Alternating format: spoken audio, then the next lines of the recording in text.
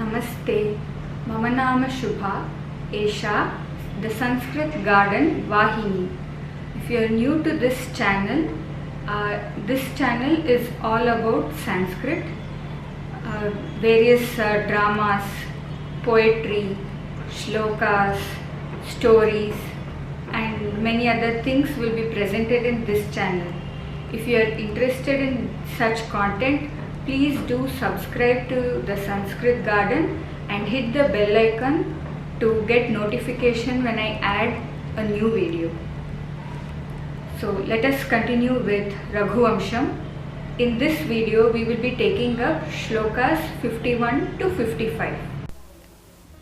सेकान्ते मुनिकन्याभिस्तत्क्षणोज्झितवृक्षकं विश्वासाय विहङ्गानाम् आलवालाम्बुपायिनाम्. They reached the ashram where young daughters of the hermits, after watering the trees, immediately retraced their steps back in order to instill confidence in the birds that came to drink water from the water basins around the trees. This is yet another a beautiful verse. Sekante, that is Sekasya Ante. Sekaha means the act of sprinkling water or pouring water to plants and trees. Sekasya Ante, Munikanyabhi, by the daughters of the sages, what was done? Tat Kshanam Ujjitam Vrikshakam. Ujjita means move away, Tat Kshanam immediately. So immediately they moved away from the tree. They poured water and immediately moved away from the tree. Why did they do that? Because Alavala Ambupayinam Vihanganam Vishwasaya, in order to instill trust in the birds. Vihangaha is a bird. In birds which drink water. Ambu is water, Payinam, those who drink water, from the Alavala. Alavala is the when a tree is planted, around the tree some bricks or some cement is put, and in that space between that that circle and the tree there is place to pour water. In Kannada and Tamil it's called Pati. It's like a basin, water basin where water is poured for trees, because trees need lot of water.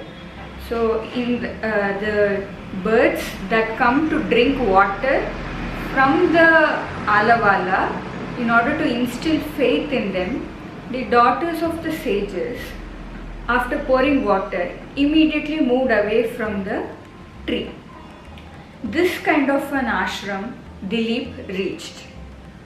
This verse also indicates how nature friendly those people, those hermit people were, and they respected the feelings of other creatures also, because birds are scared to come near human beings, so they respected their feelings also. आतपात्यय संक्षिप्तनीवारासु निषादिभिः मृगैर्वर्तितरो मन्थमुटजाङ्गनभूमिषु.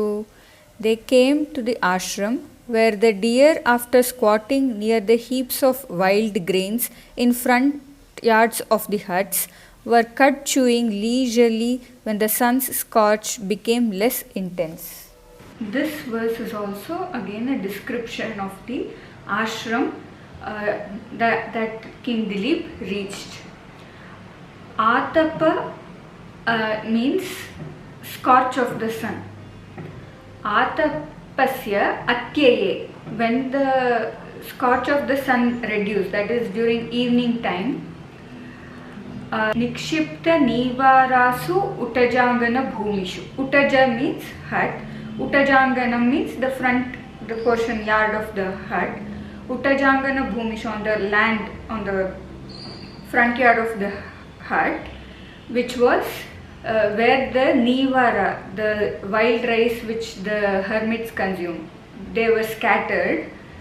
There nishadibhihi mrigaihi, by the relaxing deers, sitting deers who were sitting relaxingly, by those deers what was done?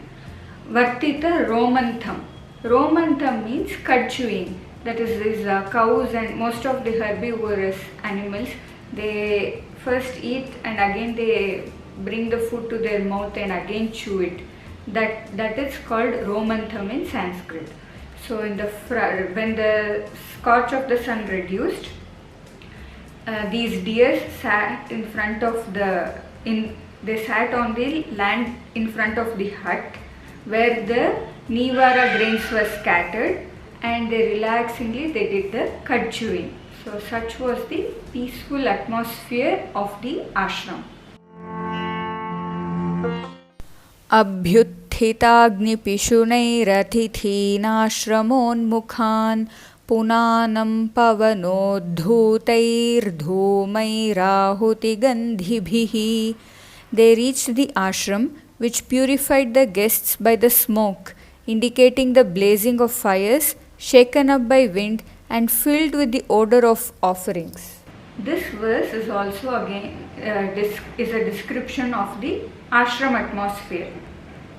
It speaks about the smoke. Dhumaihi. Dhumaha means smoke. Dhumaihi. What kind of smoke? By Dhumaihi means by the smoke. By what kind of smoke? Abhyuthitagni pishunaihi.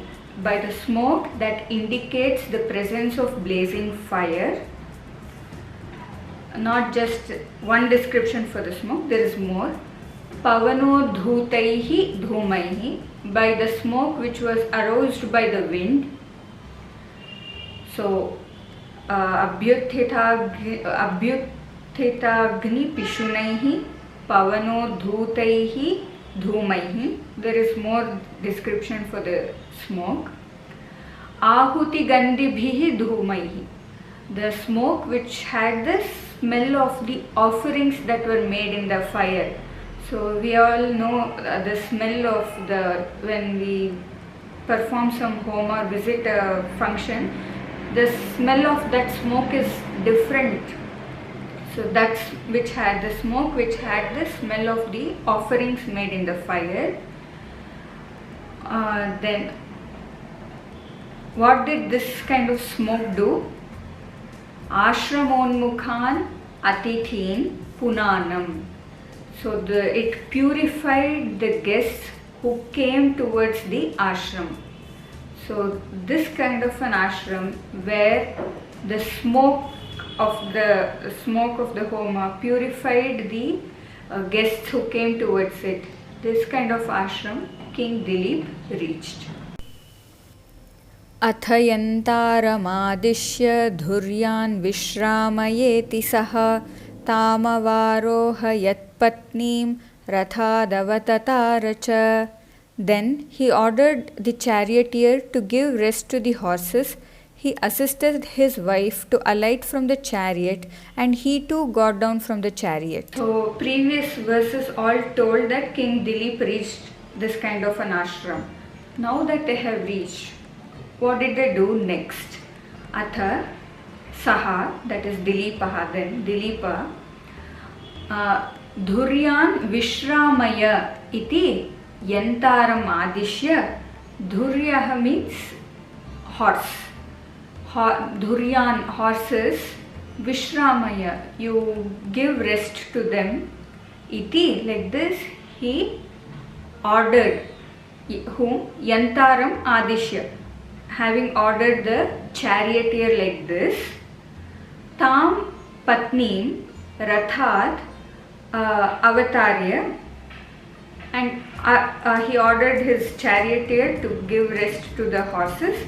Then he helped his wife to climb down from the chariot, and Rathat Avatataracha, and he himself also got down from the chariot. This kind of detailed description gives continuity to the readers, to the minds of the readers. So every small detail Kalidasa has taken care of. so that we can easily visualize each and everything that happened at that time. तस्मै सभ्याः सभार्याय गोप्त्रे गुप्ततमेन्द्रियाः अर्हणामर्हते चक्रुर्मुनयो नयचक्षुषे. To him, the deserving protector, who was guided by the principles of justice and who was with his wife, the hospitable sages, who are the best in controlling their senses, gave an honorable welcome. Now King Dilip and Queen Sudakshina, they have got down from the chariot and they are entering the ashram. So since king and queen are coming, naturally they will be honored. So by whom who was honored? To whom the honoring was done? Tasmai Sabharyaya. Tasmai refers to Dilipa. To Dilipa, who was with his wife Sabharyaya. Naya Chakshushe, another description for King Dilipa, for whose eyes were justice, or the scripture was whose eyes. He is Naya Chakshush. To him, what does this mean? One whose eyes was justice, or one whose eyes were the scriptures. It means that he was totally guided by the principles of justice. So Tasmai Sabharyaya Naya Chakshushe Arhate, who was very deserving of this honor, who deserved this honor. To him, Munayaha, the sages. What kind of sages? Gupta Tamendriyaha Munayaha, the sages who were the best in controlling their senses. Sabhyaha, who knew how to behave well in a sabha. They are called Sabhyaha. So though they were living far from the city in the forest, it's not that they behaved like tribals. They knew how the mannerisms of how to welcome a king. So that's why the poet refers to them as Sabhyaha. Sabhyaha Gupta Tamendriyaha Munayaha Arhanam Chakruhu. Arhana means puja. Chakruhu means they did. So the sages who were very good at controlling their senses, who knew all the mannerisms, did a welcome honor to the king who had come with his wife, for whom who was led by the principles of justice and who deserved this honor.